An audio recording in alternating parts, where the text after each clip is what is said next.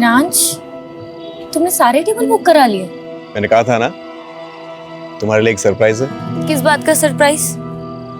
ना तो आज मेरा बर्थडे और ना ही हमारी एनिवर्सरी है। सेलिब्रेशन ओकेजन देखकर नहीं, मौका देखकर करना चाहिए। आई नो प्रीत, हमारे मैरिज में काफी प्रॉब्लम्स आई हैं। मैं हमेशा अपने काम में बिजी रहा और जब तुम तकलीफ में थी मैं तुम्हें समय नहीं दे पाया। चलो, फाइनली तुम्हें रियलाइज तो हुआ कि तुमने क्या किया है। जितने चाहे ताने मार लो, लेकिन प्लीज अपने दिल से कड़वाहट निकाल दो प्लीज। एक नई शुरुआत करते हैं ना प्रीत। प्लीज प्रीत, हमारे रिलेशनशिप को एक और मौका देते हैं ना प्लीज। क्या कहती हो? हाँ कहती हूँ।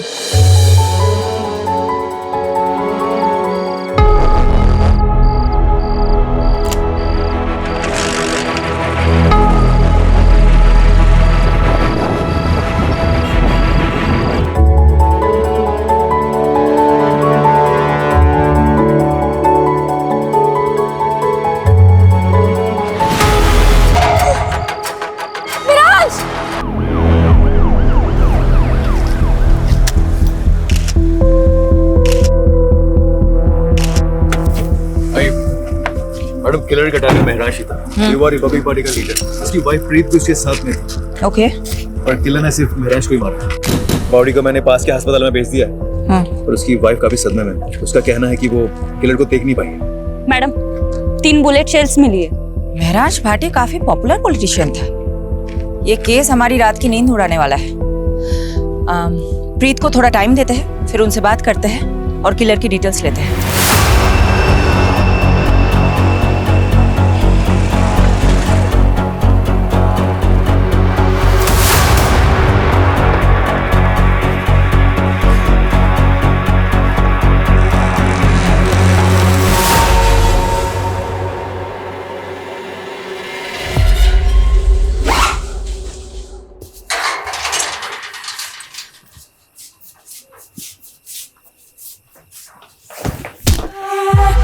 लवली दी, बैग लेके किथे जा रही हो? लवली दी,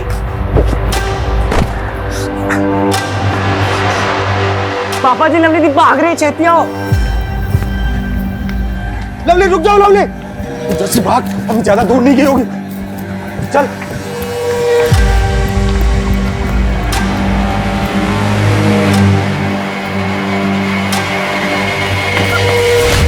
पूरे खानदान की नाक कटवानी चली है तू।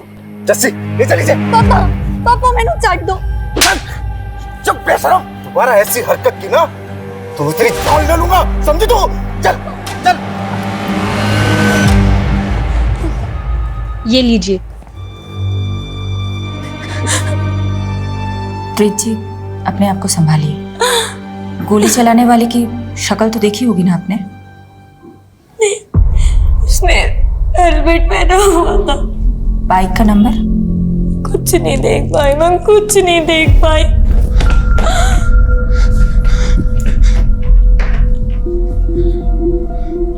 कुछ पता चला महराज का?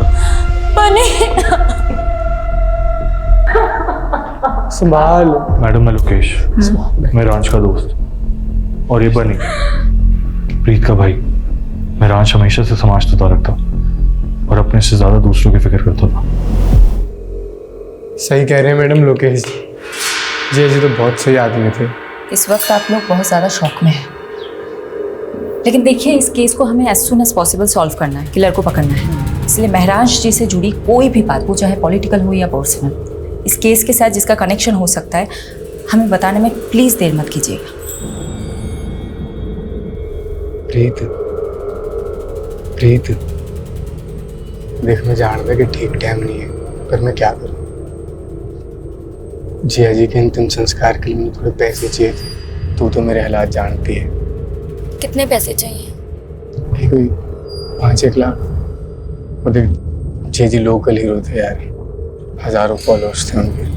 अब सिर्फ घर में पूजा पाठ करने से तो नहीं चलेगा, एक आज सभा का आयोजन तो करना पड़ेगा ना।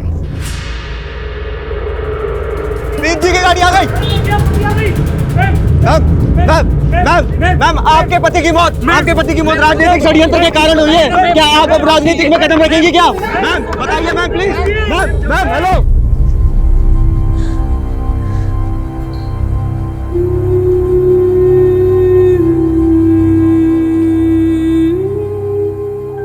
पानी पी, वो पी ले।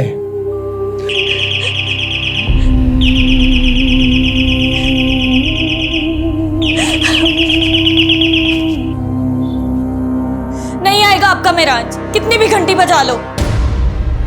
मर चुका है वो।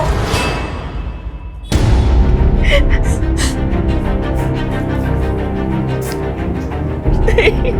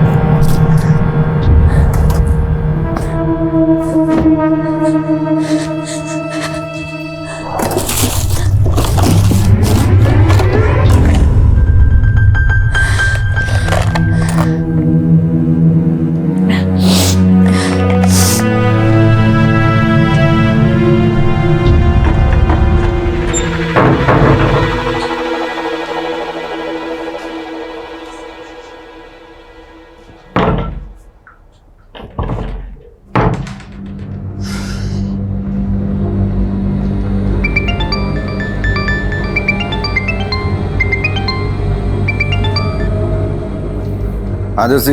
ओ पापा जी दरवाजा खोलिए, लगता है बाहर से लॉक कर दिया किसी ने। जर्सी, मेरा भी किसी ने दरवाजा बंद कर दिया। ये जरूर लवली ने किया होगा।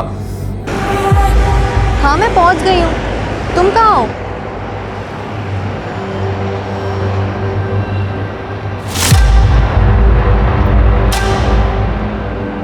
इतना टाइम क्यों लगाया? ओए सूरजमुखी, प्यार का पहला खत लिखने में वक्त तो लगता है ना।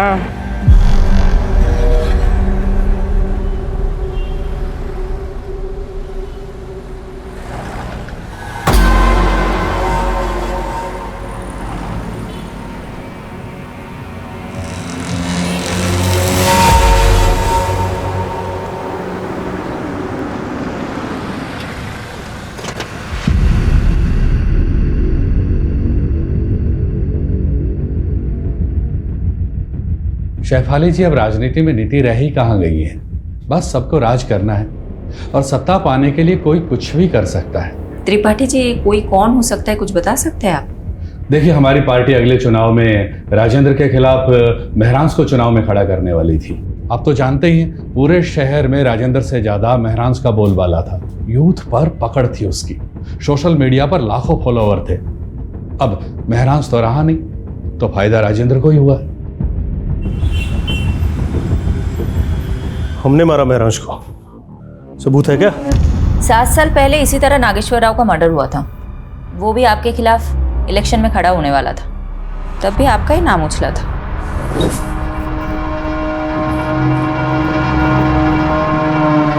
शेफाली सेन गुप्ता कपूर, वो क्या है ना शेफाली, महरांश का हमसे कोई मुकाबला नहीं था। और वो अंग्रेजी में क्या कहते हैं, फिलॉसफी। उसकी फिलॉसफी में ही गड़बड़ थी। जिस देश में लोग जाति और धर्म के नाम पर चुनाव लड़ते हैं, उस देश में वो शिक्षा और इलाज की बातें कर रहा था। उनकी फिलोसफी लोगों को काफी पसंद भी आ रही थी। कहीं इसलिए आपने उसे गोली तो नहीं मरवा दी? एक काम करो शेफाली, पहले सबूत लेकर आओ और फिर हमें गिरफ्तार करो। छोड़ो ना शेफाली ये बेकार की मरने मारने की बातें। काफी देर से वेट कर रही थी ना तुम, और वैसे भी तुम्हारी ये जो वर्दी है ना, इसमें बहुत गर्मी होती है।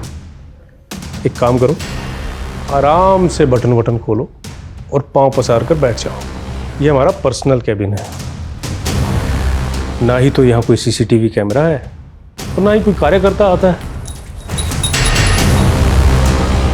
ये रमा है, और जो हमारे करीब रहता है उसकी तरक्की और तबादला दोनों बड़े आराम से हो जाता है। तुम भी आकर बैठ के देखो ना, कितना मजा आता है जिंदगी का।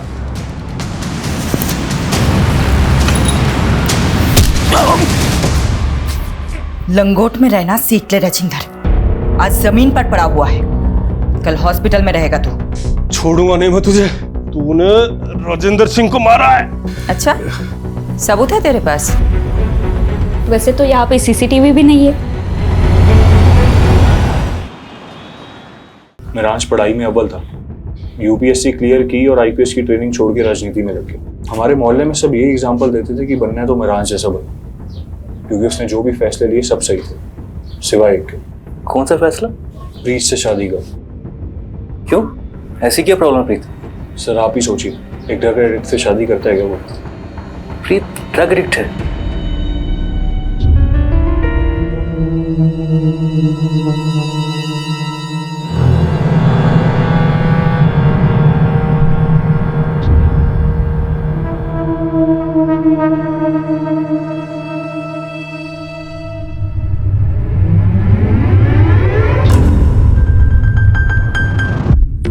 राज, क्या कर रहे हो? आज कोई समाज सेवा नहीं, आज पत्नी की सेवा।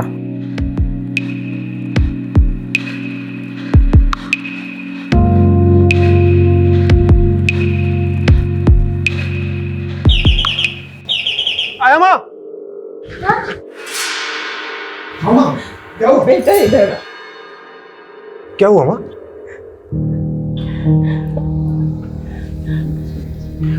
कोई बात नहीं माँ, आराम से, एक सेकंड। आप आराम से बैठिए, मैं चादर बदल देता हूँ।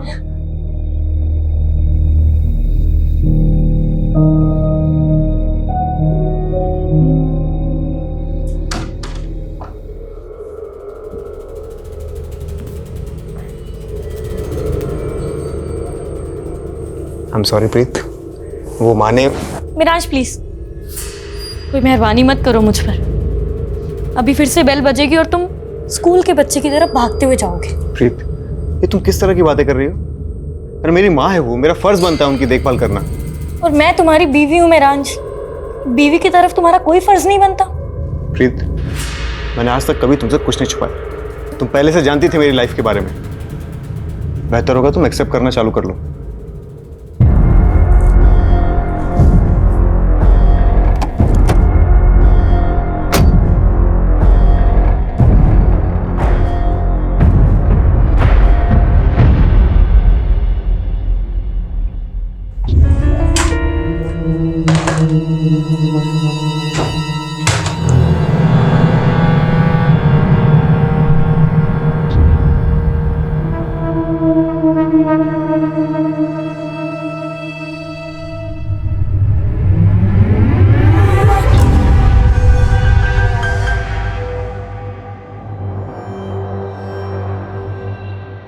बनी हमने शादी तो कर ली है, पर आगे क्या?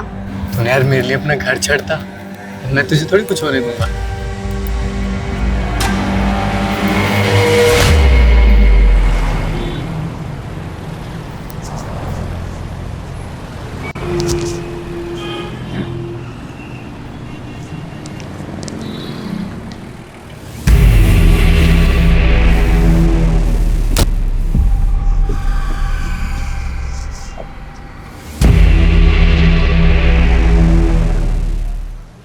यही कार चोर है लक्कू। निकल। चल कॉलर छोड़, चोर नहीं हूँ, गाड़ी मेरी है, चाबी खो गई थी इसलिए से खोल रहा था। तेरी ऐसी की तैसी। पुलिस होगी गुंडागर्दी करते हो? गुंडागर्दी मैं तुझे बताता हूँ, चल आजा। अरे कहाँ लेके जा रहे हो? चल बताता हूँ, चल तेरी गाड़ी लेके आगा। यार मैडम, फॉरेंसिक ने मेहरांश के फोन और लैपटॉप से डाटा रिट्रीव कर लिया है, इसमें कॉपी है। ओके। हाँ, एक बंदा हाथ लगा, कार चोर। कार चोर? प्रीत से तार जुड़े इस कार चोर के। चलो। क्या मैडम, एसी लगवाना चाहिए ना इंटरोगेशन रूम में? अब बोलो तो एक first class AC second hand में दिलवाओ। लखू तो एयर कंडीशन की नहीं, अपनी कंडीशन की फिक्र कर। मर्डर का चार्ज लगाया तेरे पे, वो भी एक नामी नेता का। बुरा फंसने वाला है तू। टिंगल कर रहे हो ना जरा, सब समझता हूँ मैं। ना होल पट्टी दे के डराने का फॉर्मूला ना पुराना हो गया।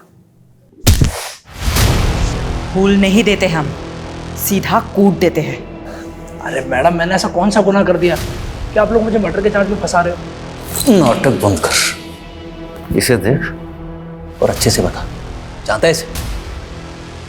यादव का कहना है तुम्हारा चक्कर महराज की बीवी प्रीत के साथ है।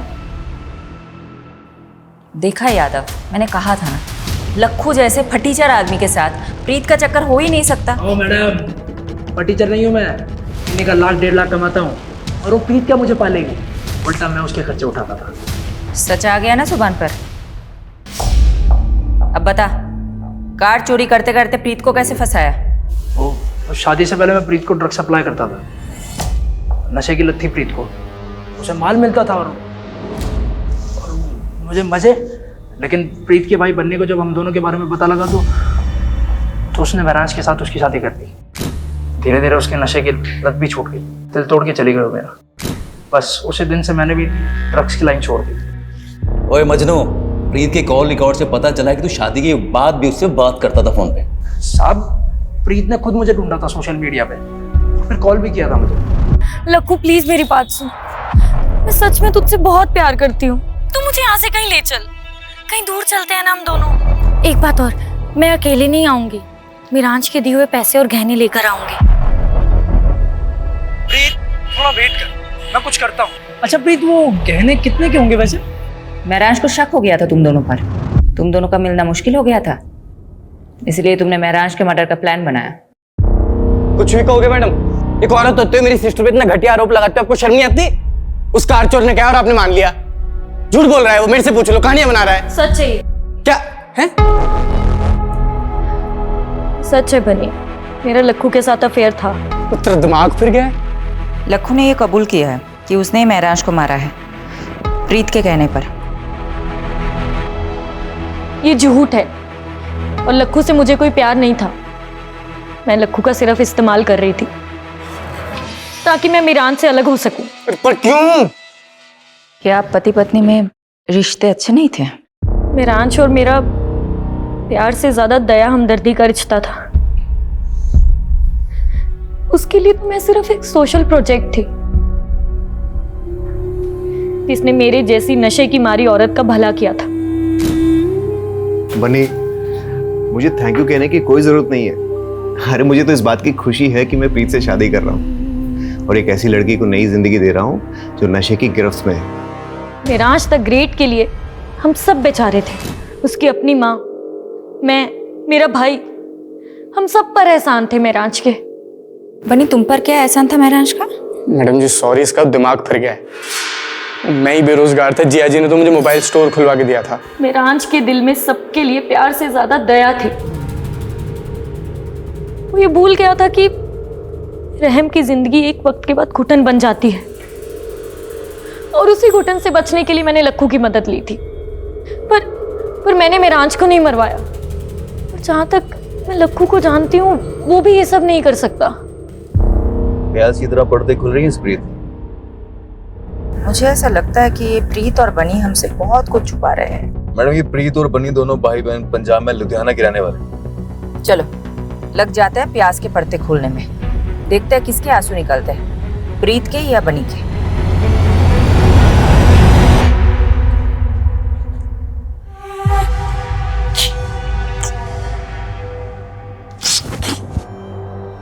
मिल गई मेरे लिए फुर्सत? मैंने तो तू मिल गई। बहुत अकेला लगता है पूरे दिन भर तुम्हारे बिना, और तुम वो इतना लेट घर आते हो। अच्छा एक बात बताओ, पूरे दिन भर मोबाइल स्टोर पे ही रहते हो या कोई और चक्कर में फंसे हो? एक बार देखना तुम, इतनी फ्रेश हो ले तुम, फिर साथ में खाना खाएंगे, है ना?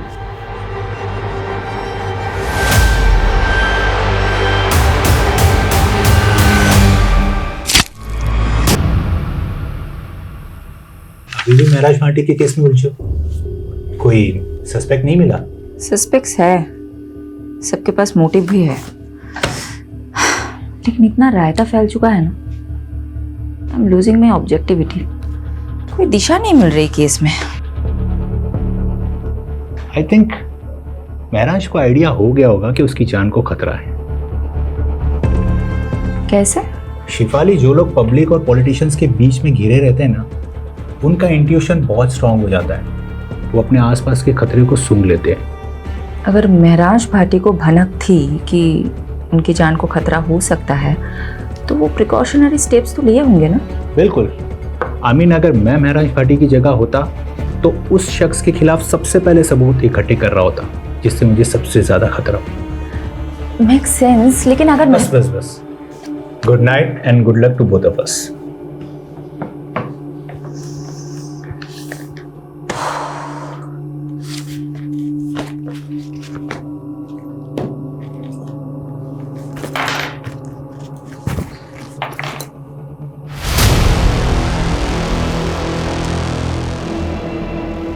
मैडम, फॉरेंसिक ने महराज के फ़ोन और लैपटॉप से डाटा रिट्रीव कर लिया है, इसमें कॉपी है।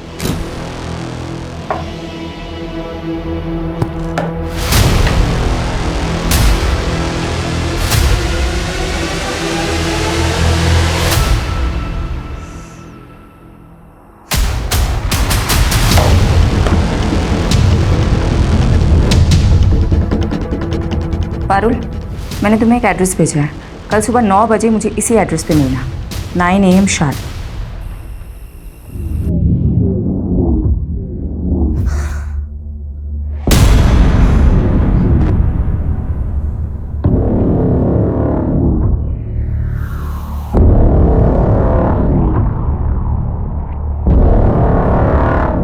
महर, आई रियली लव यू।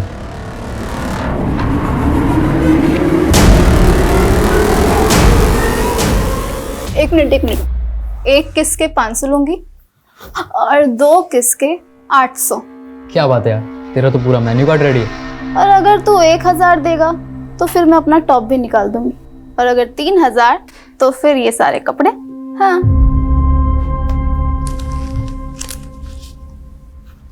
ये मेरा पर्स तेरा, तेरा पूरा मेन्यू कार्ड मेरा। मेहर, कौन है अंदर? तू यहीं रुक, मैं अभी देख कर आती हूँ। क्या है? ये लड़का कौन है? पीछे हटो। कौन है? क्या कर रहा तुम्हारे कमरे में? कौन है तू? और ये पैसे? चल निकल यहां से। जा रहा है? ये क्या है? हैं? क्या है ये? तुम नशा करती हो?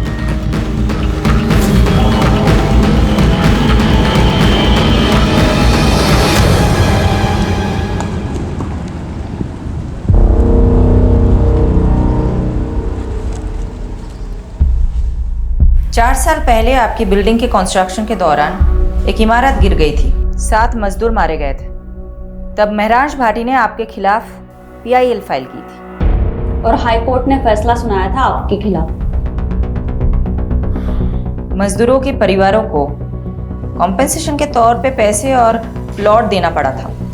काका, अब यही होगा आपका ठिकाना और यही बनेगा आपका अपना घर। मैडम, वो है ना, कोर्ट के काम मेरे वकील देखते हैं, मैं नहीं देखता हूँ। तो महराज को धमकी भी आपके वकील ने ही दी थी क्या? महराज भाटी, अपने काम से काम रखने का क्या लेगा तू? तो तू भी क्या याद रखेगा? मैं ही बोलता हूँ।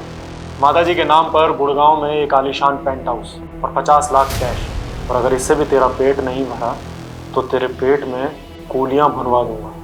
मुझसे तोलमोल करना आपके बस की बात नहीं मिस्टर दीपक झुंझुनवाला। बेहतर होगा कि आप उन गरीबों को मुआवजा दे दीजिए। ये आवाज आपकी है ना मिस्टर झुंझुनवाला? अब ये मत बोलिएगा कि किसी ने आपकी आवाज की नकल की है।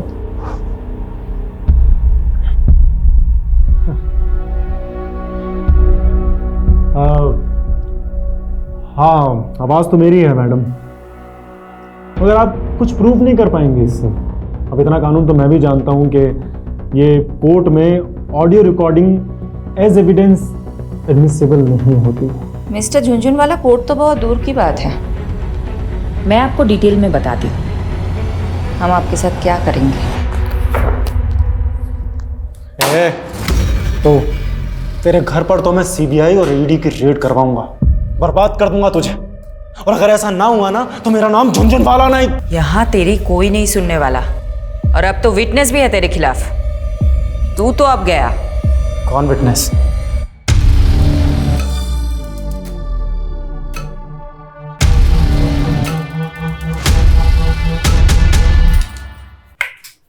तुम अंधेरे में क्यों बैठे हो? महर ने फिर बदतमीजी की क्या? तुम इग्नोर करो, अभी बच्ची है वो। रंजीता 16 साल की हो गई है महर, और अभी तक मुझे अपना बाप मानने के लिए तैयार नहीं है। मुझे लगता है वो हमारा लिव इन में रहना एक्सेप्ट नहीं करेगी, इसलिए हमें शादी कर लेनी चाहिए। प्लीज समर, महर को अपने मतलब के यूज करना बंद करो। हम दोनों साथ में हैं क्योंकि हम दोनों को एक दूसरे की जरूरत है। अच्छा, एक काम आया है, वो करना है, काफी बड़ा घर है, कल डिटेल में बात करते हैं।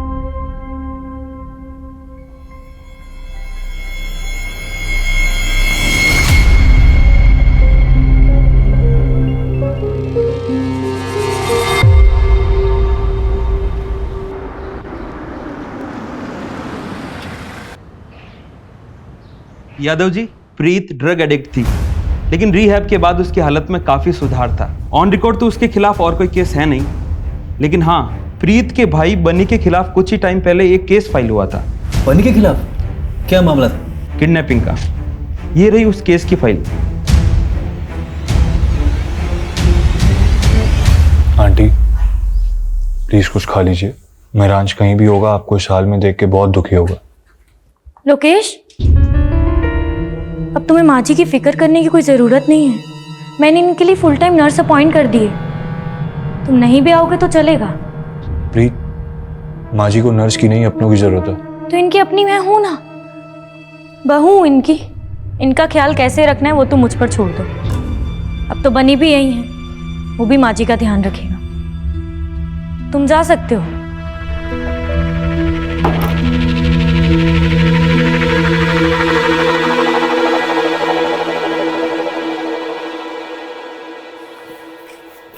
एक साल पहले लवलीन और बनी लुधियाना से भागकर दिल्ली आ गई,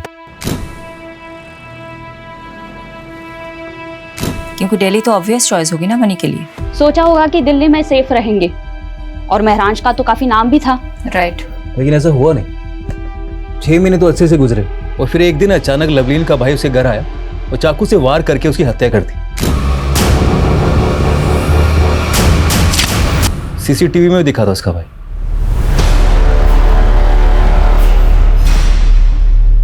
मैंने मारा है अपनी बहन लवलीन को। बहुत बड़ा पाप हो गया मुझसे, और इस पाप की सजा मैं खुद को दे रहा हूं, अपनी जान ले रहा हूं।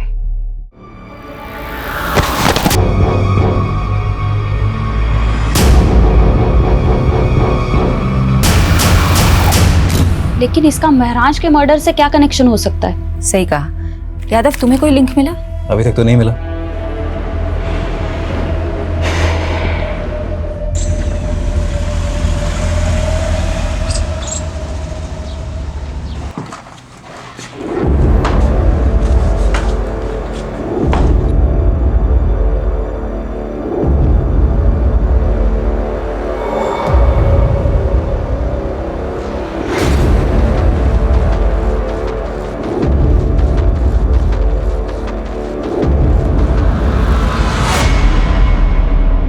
किससे मीटिंग चल रही थी?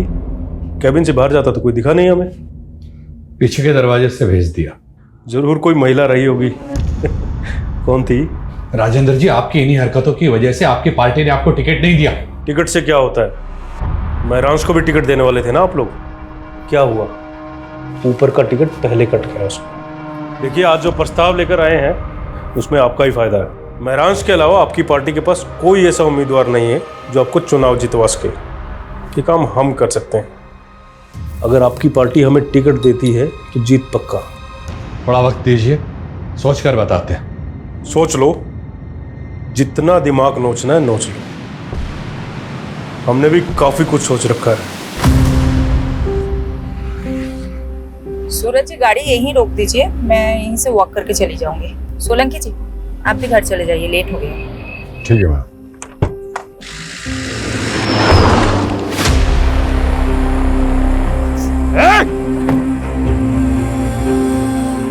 मैडम, आप ठीक है? हाँ हाँ, देखिए किसकी गाड़ी है। कंट्रोल रूम, एक सिल्वर कलर की कार अभी अभी गांधी रोड से गुजरी है। और उस पर नंबर प्लेट भी नहीं है।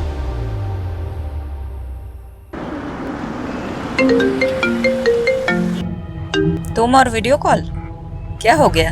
तुम ठीक हो? कहाँ चोट आई है, दिखाओ मुझे। अच्छा, तो तुम्हें पता चल गया? मेरे भी सोर्सेज हैं, लेकिन बात मत बदलो तुम। उस गाड़ी का कुछ पता चला? पता नहीं चला, लेकिन चल जाएगा। राजेंद्र का क्रिमिनल रिकॉर्ड है। पॉलिटिक्स में आने से पहले हफ्ता वसूली करता था। पूरे चांसेस है कि ये हमला उसी ने करवाया होगा। शक राजेंद्र पे भी है और दीपक झुंझुनवाला पे भी। दीपक झुंझुनवाला ने तो मुझे खुलेआम धमकी दी है। मेरे कुलीग ने बताया कि झुंझुनवाले की लीगल टीम ने एक एंटीसिपेटरी बेल ले रखी है। सुनो ना, पारुल का फोन आ रहा है, मैं तुम्हें बाद में कॉल करती हूँ। Okay, bye bye. हाँ पारुल, बोलो। Madam ji, Winsure private limited में महराज का एक्सीडेंटल इंश्योरेंस पॉलिसी था। मैंने मैनेजर को बोल दिया है कि फाइल निकलवाए और यादव सर को भी अपडेट कर दिया है, वो वहाँ पहुँच रहे। यस मैम, महराज भाटी का एक्सीडेंटल इंश्योरेंस था हमारी कंपनी में और करीब 6 महीने पहले उन्होंने एक एक्सीडेंटल क्लेम किया भी था, लेकिन हमने उसे रिजेक्ट कर दिया। किस बेसिस पर रिजेक्ट किया था? मैम, वो एक्सीडेंट था ही नहीं, महराज भाटी पर हमला हुआ था, वो भी जानलेवा। महराज भाटी पर हमला हुआ था, वो भी जानलेवा। पता चला आप जख्मी हुए तो मिलने चले आए और क्लेम आया है एक्सीडेंटल इंश्योरेंस का, वो प्रीत जी ने किया है। वो एक्चुअली मैंने सोचा हॉस्पिटल के एक्सपेंसेस कवर हो जाएंगे ना, बस इसीलिए। सॉरी, लेकिन हमने वो रिजेक्ट कर दिया। ये कंपनी की पॉलिसी के खिलाफ है ना। यानी इसका मतलब महराज पे पहले भी हमला हुआ था। अजीब बात तो ये है, प्रीत, लोकेश या बनी ने हमें ये बात नहीं बताई। हो सकता है इन तीनों में से भी कोई शामिल हो। अब हम अपने तरीके से पता लगाते हैं। इंश्योरेंस क्लेम फाइल से उस डेट का पता करो और महराज का फोन उस डेट के आसपास किन किन लोकेशन में एक्टिव था उसका पता लगाओ।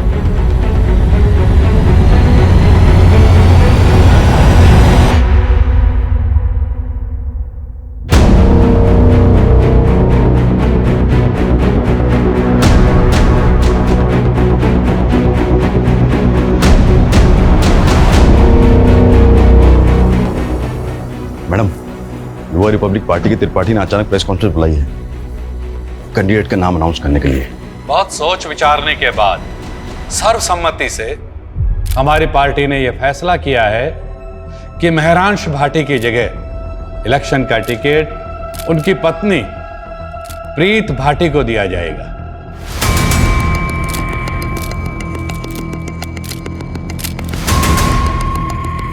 मैं त्रिपाठी जी और पार्टी के सभी वरिष्ठ सदस्यों को आभार प्रकट करती हूँ। मेरे पति महरांश, उनकी ख्वाहिश थी इस शहर के लोगों की सेवा करना।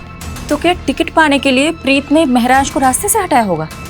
साथ ही मैं दिल्ली पुलिस से भी दरख्वास्त करती कि मेरे पति महराज के कातिल को जल्द से जल्द पकड़ा जाए। और आप सब लोग। हाँ यादव, कुछ मिला? मैडम, एक हिस्ट्री शीटर है केदार कामले, 4 महीने से फरार चल रहा था।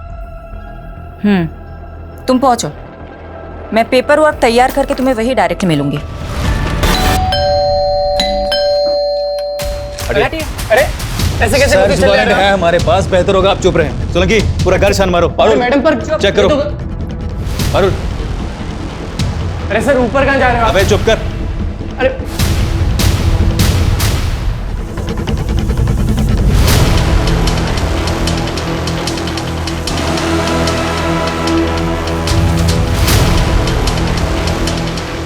मैडम, नशे का गोदाम भरा या तो?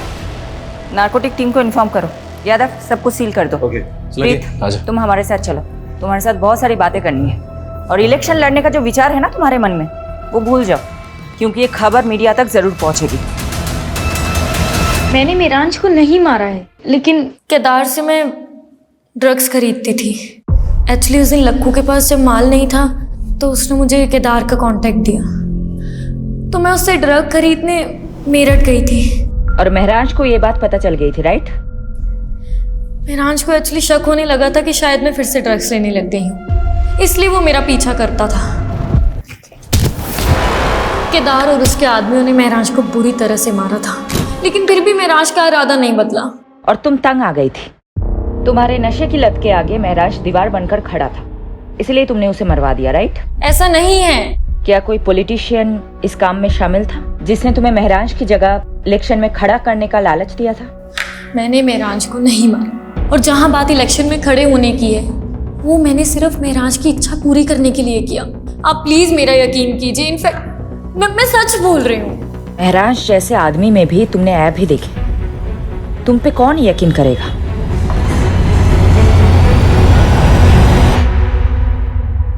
प्रीत, लखू, राजेंद्र, दीपक झुंझुनवाला, ड्रग पेडलर केदार और बनी, ये सब सस्पेक्ट्स के तौर पे हमारे सामने आए, लेकिन किसी के खिलाफ हमारे पास कोई कॉन्क्रीट सबूत ही नहीं है। मैडम, इन सब से हमने अपने तरीके से पूछताछ की, लेकिन अभी तक कुछ भी हाथ नहीं लगा। महराज के पिछले 2 साल के कॉल रिकॉर्ड्स भी चेक किए, लेकिन उससे भी कोई लीड नहीं मिला। सिचुएशन हमारे लिए बहुत फ्रस्ट्रेटिंग है। मैं पर्सनली बहुत गिल्ट फील करती हूँ कि मैं एक विक्टिम को इंसाफ नहीं दिला पा रही। एक माँ से उनका बेटा छीन गया, लेकिन हम कुछ कर ही नहीं पा रहे।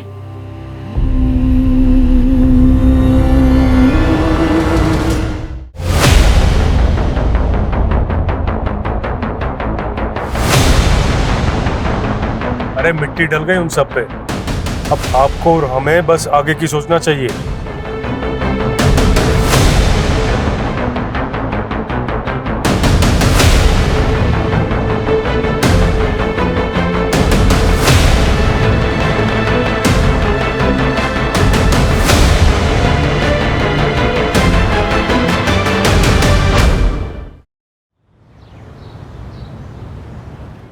ये तो हमारी बेटी की बदकिस्मती है जो इतनी छोटी सी उम्र में विधवा हो।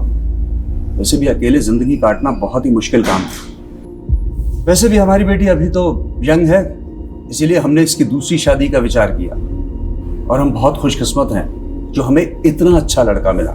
मेरे भाई की भी पहली पत्नी शादी के 2 साल बाद ही गुजर गई, लेकिन मैं चाहती थी कि मेरे भाई का दोबारा घर बसे, इसलिए आज मैं बहुत खुश हूँ, और मेरी बेटी मेहर भी, कि मेरे भाई को इतनी अच्छी लड़की मिली। क्यों समर, सही कहा ना? इस बात पर एक ग्रुप सेल्फी तो बनती है। आ जाओ सब।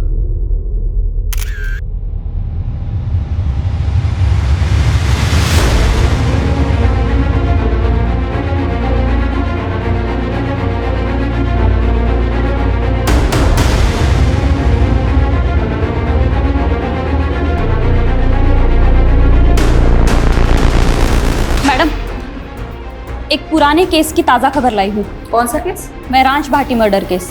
1 साल के बाद क्या पता चला उस केस के बारे में? अभी अभी नोएडा में एक खबर मिली है जिसमें एक फैमिली है जो झूठी शादी के नाम पे लोगों को ठग रही थी। ये उनकी फोटोज है। नोएडा पुलिस ने इनके लिए लुकआउट नोटिस जारी किया है। कौन है ये तीनों, और महराज के साथ इनका क्या कनेक्शन है? मैडम, इस फोटो में जो दूल्हा है ना, इसकी शक्ल को ध्यान से देखिए। हमने इसे पहले भी देखा है। याद नहीं आ रहा है, कौन है ये? कहाँ देखा था इसे? लवलीन। सीसीटीवी फुटेज में हमने उसका चेहरा भी देखा था। ये दूल्हा वही है, लवलीन का कजिन दलबीर। दलबीर कहीं वही तो नहीं इसने बाद में सुसाइड कर लिया था? जी हाँ सर, कुछ तो बहुत बड़ा झोल है इस केस में। यादव, पारुल, ढूंढ निकालो इन तीनों को। जी मैडम।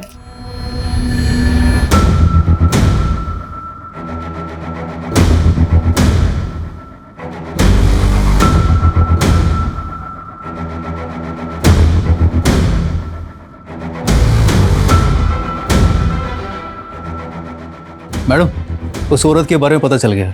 रंजीता नाम है उसका। कुछ साल पहले प्रोस्टिट्यूशन के धंधे में थी, लेकिन अब A क्लास की एस्कॉर्ट होगी, और अब लोगों को ठगने का काम भी शुरू कर दिया उसने। चारा डाल दो। ओके। 5000 दूंगा, लेकिन जगह एकदम सेफ होनी चाहिए। उसकी फिक्र मत करो। कैसी जगह जाना है, होटल या? अरे नहीं नहीं, होटल नहीं, ऐसी जगह जहाँ पुलिस का लफड़ा ना हो। समझ गई। चलो, मैं जानती हूँ ऐसी एक सेफ जगह।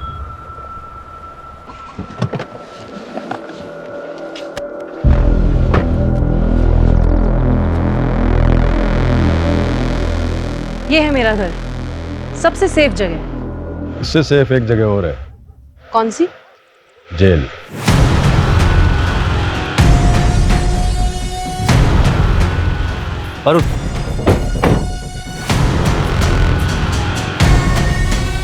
सोलंकी, पूरा घर छान मारो, कहीं ना कहीं तो मिलेगा।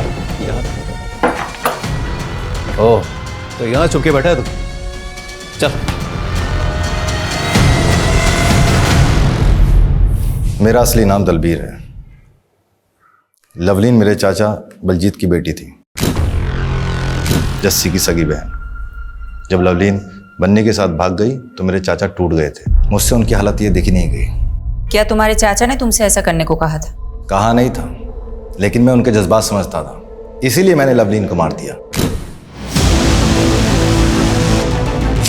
और एक सुसाइड का नाटक किया ताकि आप लोगों से बच सकूं और एक नई जिंदगी शुरू कर सकूं। तुमने अपनी जगह जिस आदमी की लाश रखी थी वो कौन था? पता नहीं, कोई शराबी था, कदकाठी से मुझसे मिलता था। उसको अपने कपड़े पहनाए और ट्रक के आगे धक्का दे दिया। क्या तुम्हारे इस प्लान में बलजीत और जस्सी भी शामिल थे, इसलिए बलजीत ने तुम्हारी लाश की झूठी शिनाख्त की? नहीं, उनको कुछ नहीं पता था। कपड़े और कदकाठी देखकर वो भी धोखा खा गए थे, और ऊपर से सुसाइड नोट भी तो था। महराज को तुमने क्यों मारा? जय जी, लवलीन ने घर से भागने की कोशिश की पर पकड़ी गई। समझ ही नहीं आ रहा क्या करें।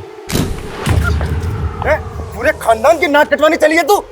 तुम दोनों बालिग हो और तुम दोनों को अपनी जिंदगी अपने हिसाब से जीने का पूरा हक है। अगर तुम्हें मुझसे कोई सपोर्ट चाहिए दिल्ली में तो मैं पूरा सपोर्ट करूंगा, और जहां तक रही बात शादी और घर की तो मैं देख लूंगा।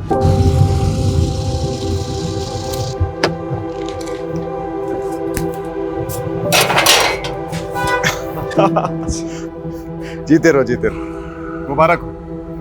अब आज से यह है तुम दोनों का नया घर। आओ, और किराए की बिल्कुल फिक्र मत करना। 3 महीने का एडवांस मैं पहले ही दे चुका हूँ। शुक्रिया महराज भैया, अगर आप नहीं होते तो हम दोनों कभी एक नहीं हो पाते। और तुम दोनों की शादी की अर्जी मैंने कोर्ट में ऑलरेडी डाल दी है, और जल्दी तुम दोनों हस्बैंड वाइफ बन जाओगे। लवलीन कभी अपने प्लान में कामयाब नहीं होती अगर वो महराज उन दोनों को सपोर्ट नहीं करता। मेरे चाचा को जो दुख पहुंचा, मेरे खानदान पर जो कालिक लगी, उसका जिम्मेदार महराज था।